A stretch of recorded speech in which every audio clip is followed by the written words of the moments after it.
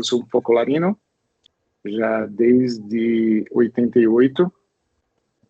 Inclusive, morei 13 anos em Belém do Pará, ali, conheço bem as Marapanim também, né?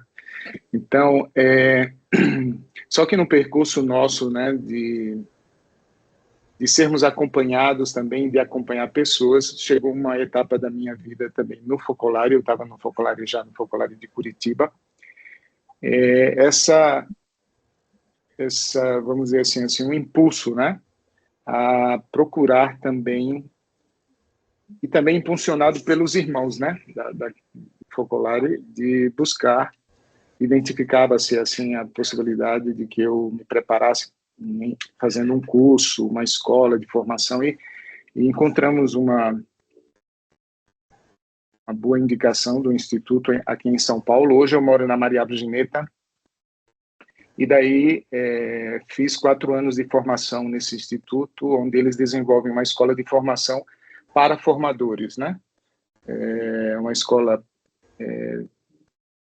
onde grande parte dos que fazem a experiência, porque mais do que um curso, é uma escola de fato de vida, são religiosos, religiosas, sacerdotes, né? São reitores de seminários, pessoas consagradas das comunidades, novas comunidades, vários, né? E nesses 4 anos, além de a gente ser acompanhado durante os 4 anos por pessoas capacitadas, a gente também faz toda a formação e, pouco a pouco, é capacitado também para o acompanhamento. Então, aquilo que eu trago hoje aqui é um pouco desse conteúdo que depois me deu a possibilidade, né, de servir as pessoas, né, servir a obra também, é uma experiência total de proximidade, né, às pessoas. Mas vocês vão entender que nesse processo, mais do que... Claro que também tem sobretudo o aspecto espiritual, mas tem uma base de tudo isso, tem uma base a psicologia, né?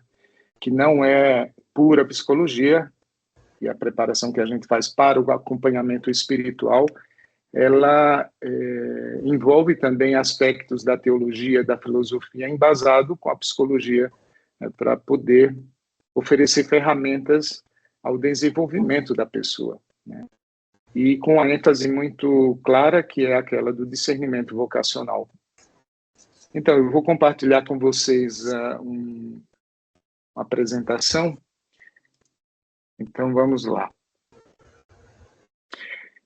O tema de hoje, né, praticamente eu tenho que dizer para vocês que algumas coisas, alguns elementos daquilo que o Júnior, o primeiro módulo, como também o Tiago apresentaram, elas vão se repetir, porque a gente está falando sempre de acompanhamento, né? E especificamente hoje sobre o discernimento, com uma tinta também aí para somar, né, a questão das crises. Eu não vou me deter muito na questão de crises, mas a gente vai falar também sobre isso, mas ao longo da apresentação a gente vai entender por quê, né? Porque, na verdade, é também na crise que se busca um acompanhamento espiritual, né? É bem oportuno, aliás, mas não só, né? Então, o discernimento, é importante a gente entender que o discernimento é uma oportunidade de avaliação, né? E a palavra em si, ela quer dizer isso, avaliar, separar, escolher, como se você escolhesse o feijão, né? E você tem que separar, né? Você está fazendo escolhas para um objetivo, que é fazer uma feijoada, por exemplo. Nesse caso aqui, o discernimento com acompanhamento espiritual, ele tem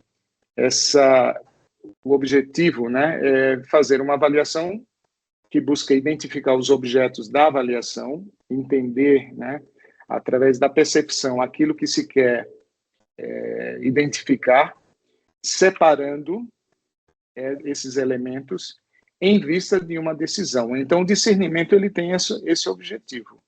O objetivo a alcançar é tomada de decisão. O processo pode ser que aconteça logo, pode ser que aconteça um pouco depois. O tempo é muito variado para cada pessoa.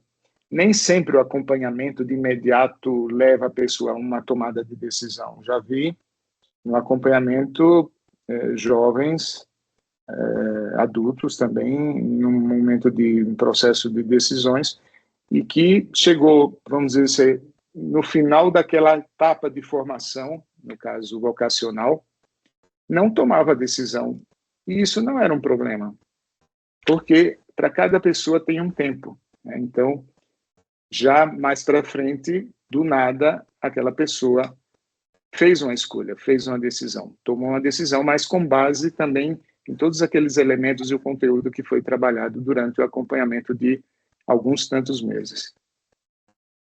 Quais os tipos de acompanhamento eu queria evidenciar aqui, né? Todos eles, todo tipo de acompanhamento, em todos eles nós exercitamos o discernimento. Ajudamos, né, a desenvolver o discernimento. Então, nós sabemos que existe o acompanhamento ordinário, que é aquele do dia a dia, do dia a dia. No nosso caso, né, no movimento dos Focolares com a Espiritualidade que nós temos, ainda bem que Chiara nos deu a chance de também permitir entender, né, instrumentos muito específicos para esse acompanhamento ordinário, através do pacto, a comunhão de vida, a comunhão de experiências da palavra, a correção fraterna, o colóquio, e também aqueles momentos em que o grupo, a comunidade, né, a paróquia se reúne para discernir coletivamente por algo, né, que venha a ser a busca do bem comum, vamos dizer. É sempre discernimento e é acompanhamento também, tudo isso. Todos nós somos chamados a acompanhar e sermos acompanhados nesse processo do ordinário. Nós somos acompanhados e somos também acompanhadores. O segundo que eu quero evidenciar é o acompanhamento extraordinário. Aí já é que fique bem claro, aqui é um acompanhamento qualificado, né, com uma pessoa qualificada, preparada, pois essa pessoa vai permitir um espaço personalizado que visa a integração pessoal. O objetivo é a integração pessoal, a unificação interior do seu todo, em vista da liberdade em fazer escolhas.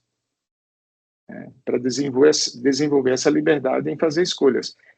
Esse acompanhamento ele capacita ao exercício diário do discernimento interior e pessoal, com consequência coletiva, claro. E a vida, por assim dizer, né, é um caminho de discernimento, porque ela é feita de luzes e sombras, como a gente sabe, é feita de alegrias, mas também de frustrações, né, de decepções.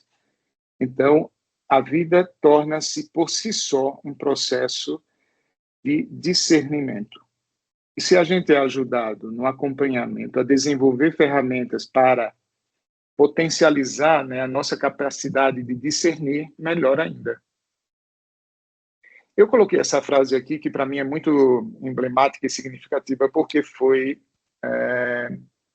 o tema de dissertação da minha prova de redação no vestibular há muitos anos atrás. E eu guardei carrego comigo, e tem tudo a ver com acompanhamento, tem tudo a ver com aquilo que eu gosto também de fazer no acompanhamento. Considerar que a vida é uma escola e o tempo, o professor. Então, no acompanhamento ao discernimento, e ainda mais quando a gente fala de crise, se a gente injeta aí o tema crise, né, que vivemos todos nós, momentos particulares da vida, né, que necessita de um acompanhamento, é importante considerar que o tempo é aquele que deve ser. A vida é uma escola e o tempo o professor.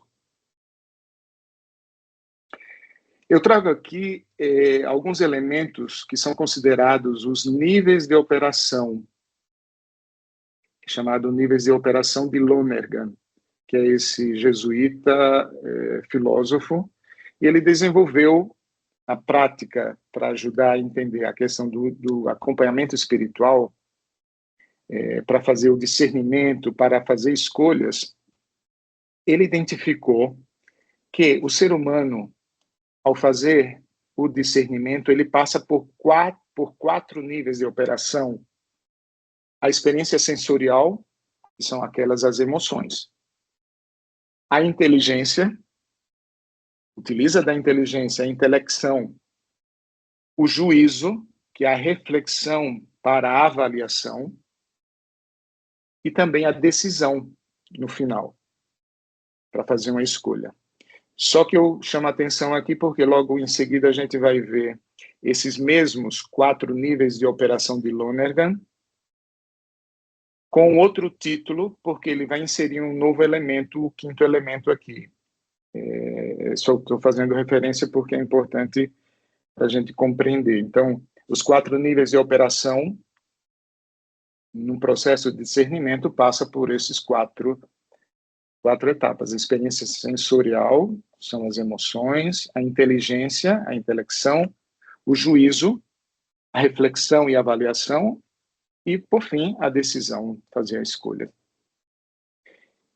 E um elemento aqui imprescindível, talvez não, com certeza, o mais importante aqui no acompanhamento, o Espírito Santo é o protagonista do discernimento, não somos nós. Do ponto de vista de uma, vamos dizer assim, da teologia, da filosofia, mas, sobretudo, da antropologia cristã, não podemos absolutamente descartar ou tirar de foco aquele que, de fato, é o verdadeiro protagonista do discernimento e do acompanhamento por si só, né? Que é o Espírito Santo.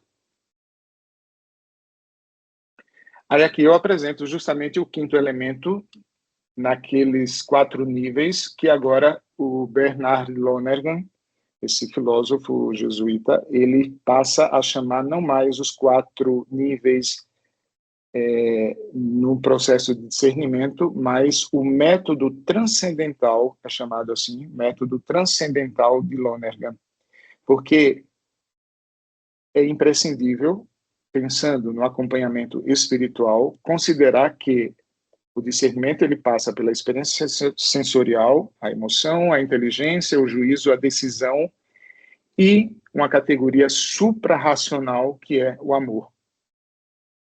É fundamental. E aqui entra aquele aspecto, né, posso dizer, um elemento também muito importante que é a nossa capacidade de entender que a vida também é um mistério.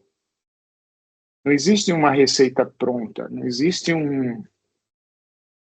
uma receita pronta. Existe a importância de nos prepararmos e nos predispor para acompanhar. Mas uma receita assim prontinha, cada caso é um caso, cada pessoa é uma pessoa, né? Então, considerar o mistério da vida humana, né? A ação de Deus na vida de cada homem, de cada ser, de cada mulher, onde, além da experiência sensorial, da inteligência, do juízo e da decisão, que são elementos da psicologia, senão a gente passaria a psicologizar tudo, entra o 5º elemento, que é o amor, que contém ali um tanto de mistério, né? Do mistério de Deus na vida de cada pessoa.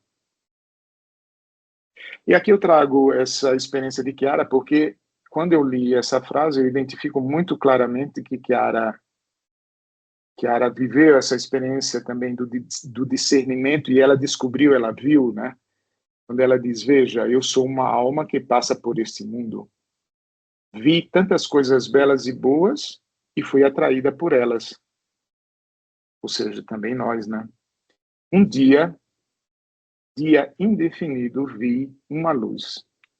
Pareceu-me mais bela do que as outras coisas mais belas e a segui. Percebi que era a verdade.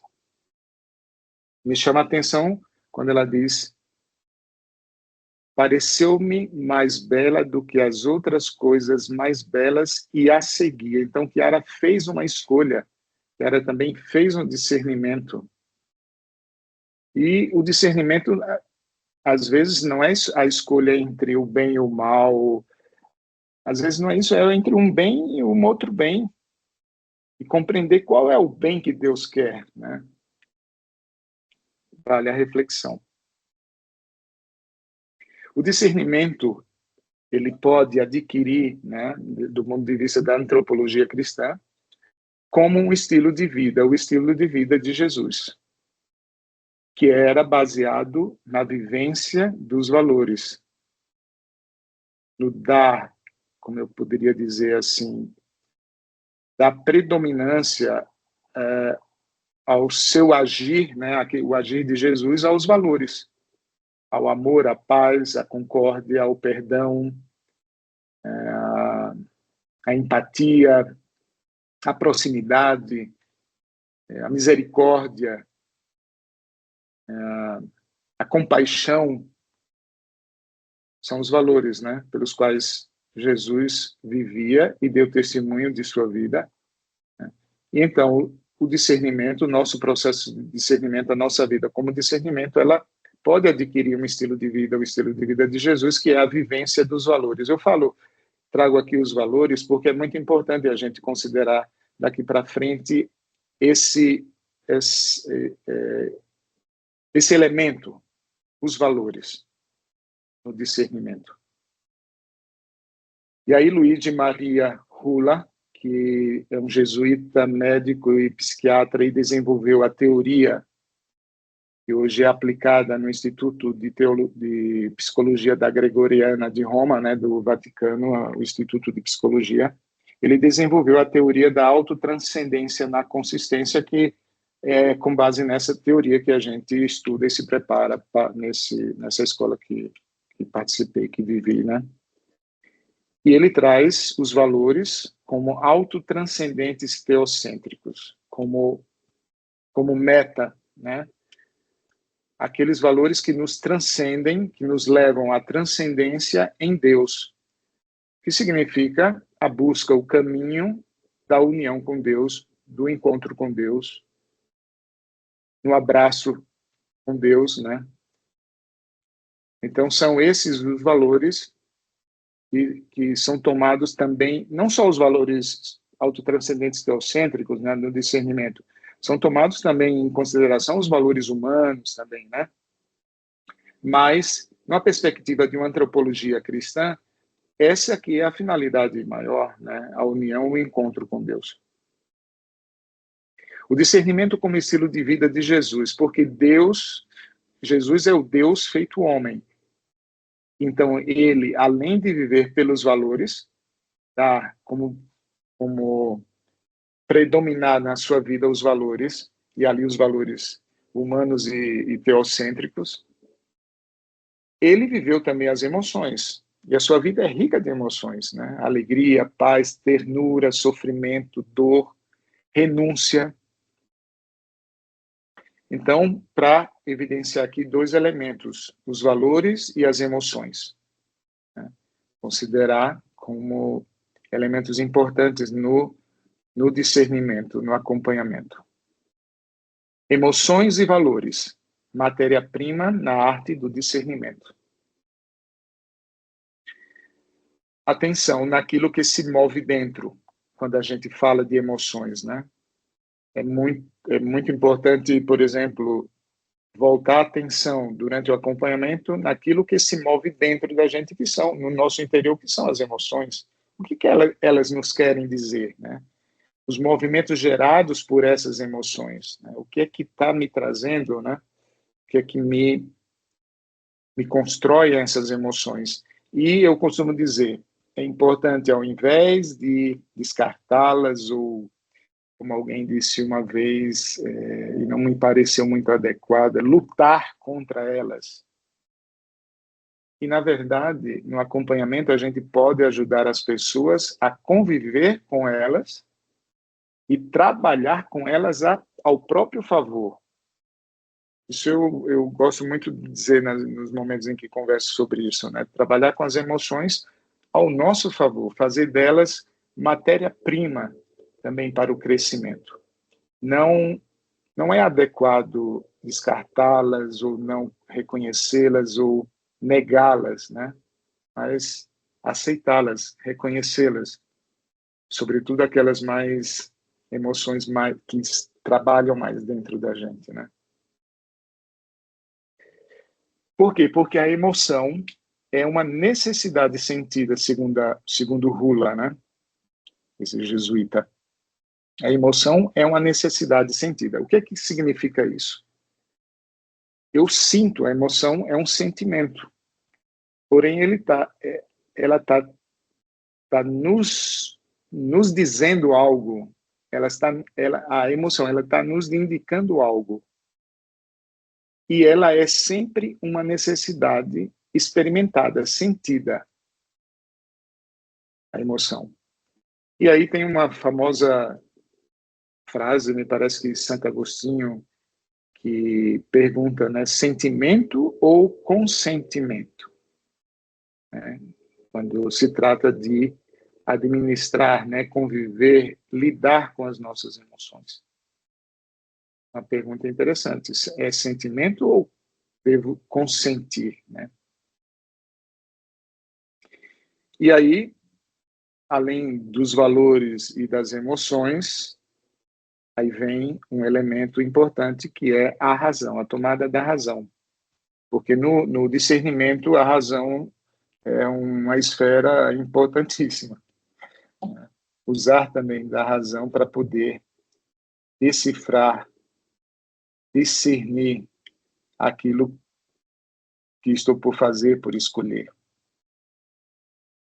Então, aqui eu vou trazer com aqueles 4 elementos, né, de Lonergan, que é a experiência sensorial, mais ou menos descrito assim, eu consegui um dia desenhar e fazer isso aqui, eu trago para vocês, espero que ajude e não complique mais, não seja complicador, mas que possa ajudar, que é uma tentativa de mostrar como é que se dá um processo, mais ou menos como é que se dá um processo, né? Considerando as emoções, os valores e a razão, como é que se dá um processo de escolhas, de discernimento. Isso é muito subjetivo, hein, gente? Mas pode ser que seja bem assim. Então, quando nós vamos passar por um discernimento, fazer alguma escolha, tomar uma decisão, a gente vai passar sempre pela experiência sensorial, as emoções. Em segundo, como disse o Lonergan, pela inteligência, né, o aspecto da intelecção. Depois, o juízo, onde a gente começa a fazer, de fato, uma escolha. E, por fim, uma decisão.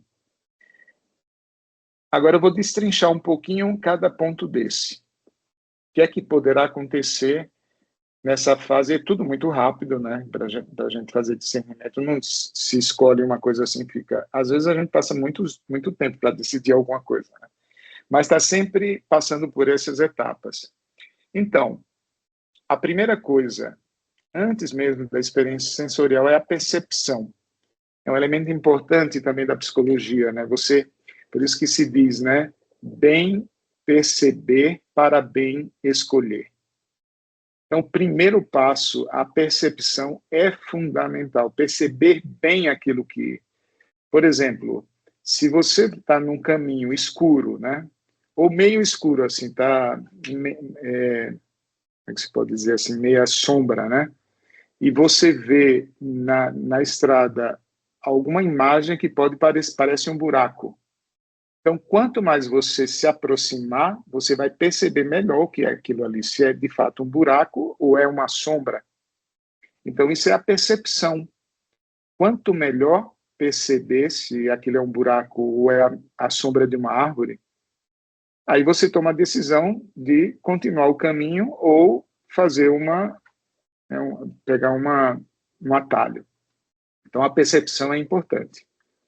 Após a percepção, a gente vive dentro da experiência sensorial, retorna muito rapidamente em nós, por isso que eu digo é muito subjetivo, tá? Meio loucura isso que eu coloquei aqui, mas a gente vive as memórias afetivas, né? Volta à mente, volta a sensação de algo que a gente já viveu, né? E pode gerar medo, pode gerar tensão, pode gerar alegria, pode gerar, quer dizer, uma memória afetiva diante de um processo de escolha. Você vai para avaliar você, tendo feito outras experiências lá atrás, essas experiências podem voltar e influenciar positivamente ou negativamente na escolha. Isso é a experiência sensorial. E com a inteligência, a gente usa a imaginação, tendo passado pela memória afetiva, a gente começa a imaginar isso tudo muito rápido, se aquilo vai dar certo, se vai dar certo, se é bem para mim, se serve, se não serve e tal. Isso acontece desde a hora que a gente acorda, se levanto, se não levanto, se eu durmo mais um pouco, se eu tomo café primeiro, ou deixo para tomar café na estação de trem, ou, quer dizer, você está sempre fazendo escolhas e passa por tudo isso. E dentro da imaginação, chega o momento do juízo, da avaliação propriamente dita. Então, atenção aqui, porque eu vou destrinchar um pouquinho essa questão da avaliação, que pode ajudar também a gente a entender a questão do discernimento, que no discernimento espiritual também entram todos esses elementos. Na avaliação, você pode fazer uma avaliação emotiva, levada pela emoção. Então, é uma avaliação intuitiva. É uma avaliação intuitiva. Essa avaliação intuitiva, o cidadão, ele vai pensar, isso aqui é bom para mim? É importante para mim? Quase que é um egocentrismo. E poderá ser também. Quando entra... Se parássemos aqui na avaliação só intuitiva, né, pela emoção, muitas vezes a escolha somente pela emoção, na maioria das vezes, não todas, mas na maioria das vezes, ela pode nos levar a uma escolha não assertiva, podemos dizer.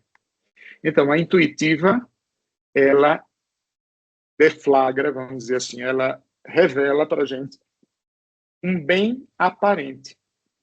Aquilo que é bom para mim, que é importante para mim.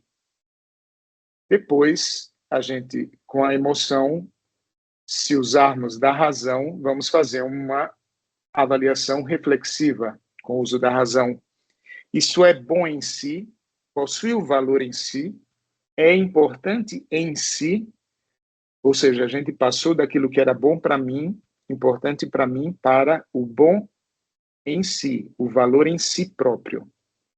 Então, essa passa a deflagrar para nós uma avaliação do bem real.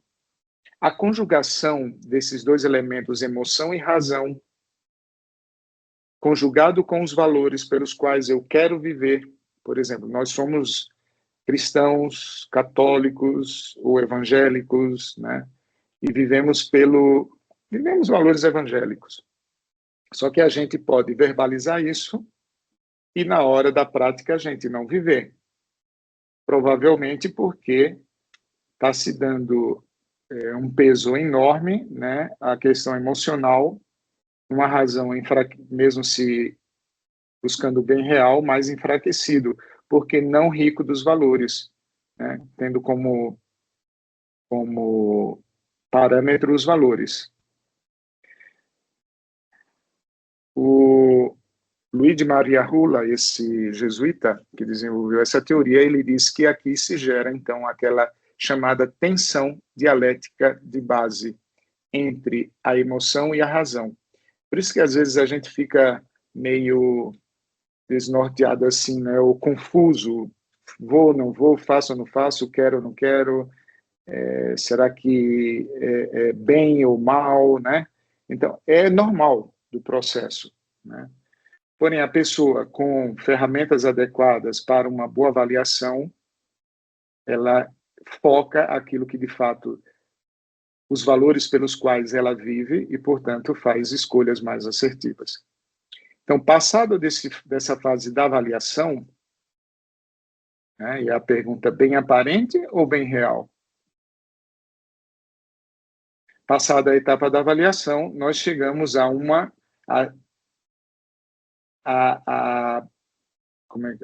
não é praticar, mas surge a atitude. A atitude ainda não é a ação. Isso é coisa muito importante, porque a atitude é uma predisposição à ação.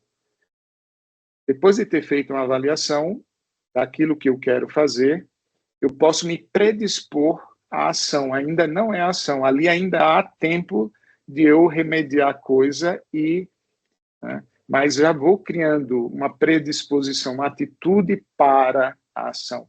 E depois da atitude vem, de fato,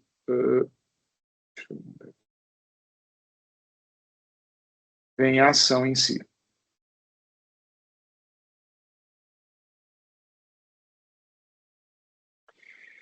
Então, é importante considerar a tristeza, a escuridão, o medo, o vazio, a raiva, a plenitude, a alegria, a paz, a ternura, a esperança, tudo como elemento importante no processo de discernimento, as emoções. Deixá-las emergir, colocá-las em evidência, conjugá-las com os valores autenticamente cristãos.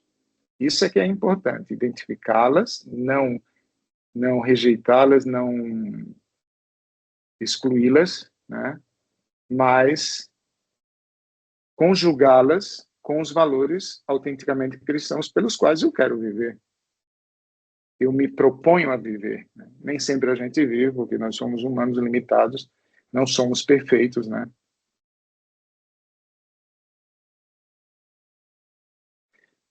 O objetivo do discernimento, eu vou ser um pouquinho mais rápido agora, porque eu estou cronometrando aqui, está indo bem. O objetivo do discernimento é a integração pessoal, buscar a unidade interior, passado, presente e futuro, e a unificação, unificar interiormente a pessoa, a unidade da pessoa. O discernimento ele tem como objetivo caminhar para a maturidade humano e espiritual. Aquilo que eu dizia, nós não somos perfeitos, somos perfectíveis. Isso me ajudou muito a entender muita coisa, porque a gente às vezes busca uma perfeição que a gente, eu vou arriscar dizer, a gente, aquela perfeição que a gente pensa às vezes, não vamos atingir. Porém, aquela perfeição no amor, né? Ao amor que Jesus nos pede, à caridade, essa sim. É importante a gente mirar ela bem, né? E procurar vivê-la o máximo possível. Porém, com misericórdia, porque não somos perfeitos e sim perfectíveis. O acompanhamento ao discernimento ajuda a assumir com responsabilidade o que sou. Então, passado, presente e futuro. Crescendo em liberdade. E aí o Rula cita a liberdade essencial. Que liberdade é essa, né, que eu citei aqui? Crescer em liberdade. Mas que liberdade é essa? Liberdade essencial ou liberdade efetiva? A liberdade essencial, o Rula ele diz como o livre-arbítrio, né? Seria, vamos dizer assim, eu costumo dizer, é o combo que o Criador nos colocou, a capacidade de fazer escolhas entre o bem e o mal, né? Fazer escolhas.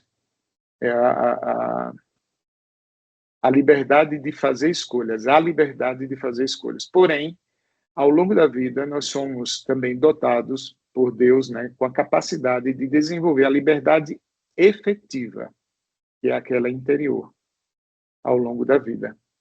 E o discernimento, o acompanhamento ao discernimento, inclusive em fases de crise, ajuda justamente a pessoa a chegar à liberdade, a atingir uma sempre maior liberdade efetiva, interior. Então, o discernimento trabalha com as capacidades e os limites da pessoa. E aqui, o Evangelho nos apresenta um paradoxo. Reconhecermos a nossa fraqueza, os limites, as fragilidades como ponto de partida para estarmos em relação com Deus e participarmos com Ele da maior das conquistas, a fraternidade universal. A fé é um dom que podemos e devemos pedir com perseverança. E Chiara cita: acreditar significa sentir-se olhado e amado por Deus. É saber que Deus observa cada oração nossa, cada palavra, cada gesto, cada acontecimento triste, alegre ou indiferente, cada doença, tudo, tudo, tudo. E se Deus é amor, a consequência lógica só pode ser a confiança completa nele. Um processo de acompanhamento ao discernimento espiritual, essa confiança também ela pode ser trabalhada no acompanhar a pessoa. É fundamental. Durante o acompanhamento, a gente vai identificar também esse acompanhamento, repito, né, aquele extraordinário, né, aquele, sim, agora me falhou a palavra, mas ele vai identificar inconsistências inconscientes na pessoa e que podem ser trabalhados para torná-las consistentes e conscientes. É um caminho de abertura para a liberdade, como eu já falei, a liberdade efetiva, que é a felicidade, a alegria plena. Depois se considera no acompanhamento ao discernimento espiritual a pessoa como um todo, físico, corporal, emocional, espiritual, intelectual, social, religioso, a pessoa como um todo, não em partes. O aspecto cognitivo, né, cognição, a capacidade inteligível, o aspecto conativo, que para muitas pessoas não é novo essa palavra, mas eu explico, o aspecto conativo é aquele que define a pessoa com a capacidade própria de decisão, de tomada de decisão, de querer. Se o aspecto cognitivo na pessoa, ela é uma pessoa muito inteligente, capaz, tal, mas o conativo é enfraquecido, justamente é o aspecto da decisão, de fazer escolhas. Ele pode ser inteligentíssimo, mas ele não consegue tomar decisões. Ele não tem força própria. Ele precisa ser persuadido a fazer decisões. Ou seja, tem uma liberdade limitada, mas ela pode ser desenvolvida, o aspecto conativo no acompanhamento. E o aspecto afetivo. São três, além de todos esses, né, físico, corporal, emocional, espiritual, intelectual, social e religioso, o aspecto cognitivo, conativo e afetivo. Então, o discernimento é um caminho de abertura para fazer escolhas que nos levam à liberdade efetiva. Então, para quem será acompanhado, é preciso coragem, precisa decisão e querer, não ser levado por outra pessoa, mas é importante, o resultado final de uma pessoa que deseja, que quer, é uma. Quando a pessoa, não, eu fui mandado por fulano, cicrano, né?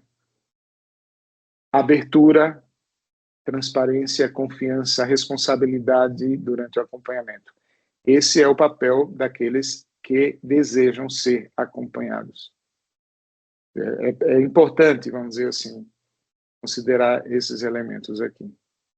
Para quem acompanha alguém, e aqui todos nós, seja no acompanhamento ordinário como no extraordinário, por isso que eu digo em todos os casos, para todos nós que acompanhamos pessoas, disposição, ou seja, precisa dispor-se, querer, amar fazer isso.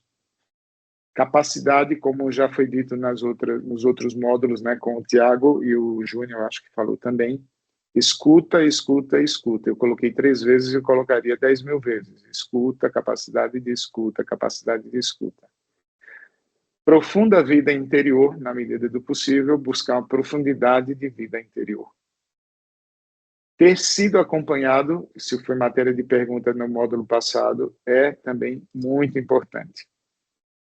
Se possível, ter feito a experiência de ter sido acompanhado. Aprende-se muito.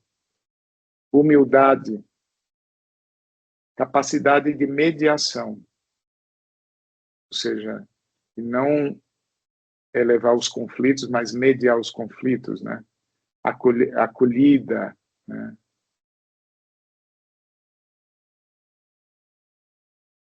O discernimento pessoal tem uma consequência comunitária, isso é uma coisa importante. O discernimento pessoal Não é só quando a gente faz o discernimento com uma pessoa, acompanhamento com uma pessoa, mas tenham certeza que aquilo ali tem uma consequência comunitária. Jesus Moran, né, o co-presidente da obra hoje, ele diz, né, o discernimento vai muito além do que uma temática. É uma maneira de estar no mundo que conjuga a intimidade da pessoa e concretude da história, segundo Giacomo Costa. O discernimento interpela a consciência, a interioridade, mas não diz respeito apenas a cada um individualmente, porque tem consequências coletivas, comunitárias. O discernimento, dentre outras coisas, é para ganhar a liberdade de Jesus, é um instrumento de constante luta para seguir Jesus, sonhando alto, mas com atenção às pequenas coisas. É porque a gente ajuda um caminho de busca de liberdade efetiva, né? Ou seja, sonhar alto, que vamos deixar depois de observar, incentivar a atenção às pequenas coisas. Um belo sinal de que a pessoa está crescendo, né? Está amadurecendo durante o acompanhamento, é perceber que ela começou a perceber coisas que ela não percebia, coisas mínimas do dia a dia, da convivência. É um belo sinal. Transcende a sabedoria humana, o discernimento. Mas ela não exclui a sabedoria humana, mas a transcende. E não lhe bastam sequer as normas da própria igreja. Não são suficientes, porque ultrapassa, é uma transcendência de fato. É uma graça, não procura o próprio bem-estar, nem ter a consciência em ordem. Não fazemos discernimento para estarmos tranquilos. Foge da rigidez e está atento às surpresas do Espírito. Cresce na paciência de Deus com seus tempos, que não são os nossos. Fundamenta-se na lógica da cruz e não exclui nenhuma dimensão da vida. Eu lendo esses trechos aqui, eu só me lembro do Papa Francisco. Era um perfeito acompanhador, e de multidões, hein? E ele conseguia fazer valer tudo isso aqui, né? Eu vou ler de novo. Transcende a sabedoria humana, o acompanhamento, né, ao espiritual, mas não exclui a sabedoria humana. Transcende. E não lhe bastam sequer as normas da própria igreja, não são suficientes. É uma graça. Não procura o próprio bem-estar, nem ter a consciência em ordem. Não fazemos discernimento para estarmos tranquilos. Não requer capacidades especiais ou dotes intelectuais, mas antes ele se manifesta na humildade, se alimenta da oração e requer escuta. Exige obediência ao Evangelho e também ao magistério que o preserva. Foge da rigidez e está atento às surpresas do Espírito. Cresce na paciência de Deus com seus tempos, que não são os nossos. Fundamenta-se na lógica da cruz, não exclui nenhuma dimensão da vida. Essencialmente, diz no final, o discernimento não é uma autoanálise presunçosa, uma introspecção egoísta, mas uma verdadeira saída de nós mesmos em direção ao mistério de Deus. Então, por que tudo isso? Porque nós somos tesouros em vasos de barro. E aqui eu concluo a apresentação.